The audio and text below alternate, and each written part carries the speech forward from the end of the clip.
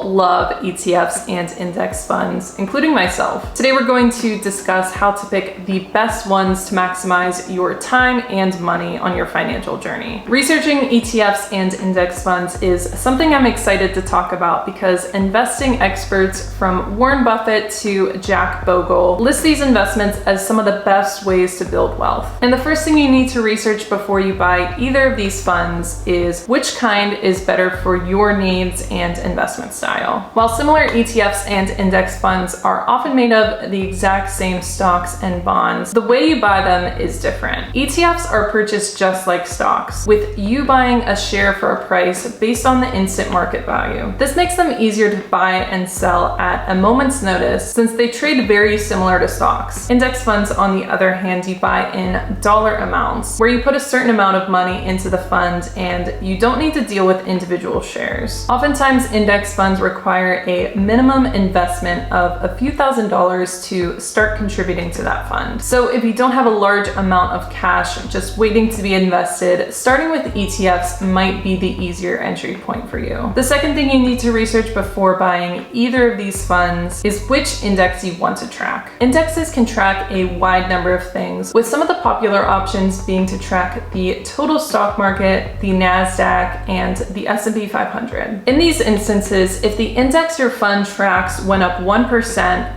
so would your investment, since it's automatically comprised of the same companies that the indexes follow. Indexes can also track a wide number of things, including company size, geography, business sector, or investment types. So deciding what you want to track and how diversified you want to get is very important. Personally, I like funds that track the total US stock market, as your investments are heavily diversified, so you aren't going to lose money if a certain industry tanks. And with the total stock market's average return of over 10% in the last 30 years, your investments double every 7.5 years, which is pretty good considering its reduced risk. The third thing you need to consider before buying an ETF or an index fund is what the expense ratio is. Just about every fund you look at is going to have some sort of fee associated with it. This is because the company that actually manages this fund and manages the stocks and bonds that make up the fund needs to make money off of their work. So you want to look for ETFs and index funds with a low expense ratio, because that means that the fees that are associated with that fund are going to be relatively low compared to your investments. This is an area where passive investments like index funds and ETFs really shine, since these expense ratios are typically much lower than funds that pay managers to actively buy and sell stocks trying to beat the market. The fourth thing you need to consider whenever you're picking an ETF or an index fund is what platform you are actually buying them on. Some investment companies like Vanguard or Fidelity have funds that track the same things, but on their own platforms, these have different names. For example, VFIAX is Vanguard's index fund that tracks the S&P 500, while VXIAX is Fidelity's equivalent fund. Both of these funds track the S&P 500 and are made up of the same stocks. The major difference is the platform which you actually buy these on. And some platforms like Robinhood allow you to buy these funds as well. So if you are interested in buying a particular fund, you'll definitely need to know what platform you can actually buy that fund on. The fifth thing that you should research is where you want your investments to live. Roth IRAs and 401k retirement accounts offer unique tax advantages when it comes to growing wealth and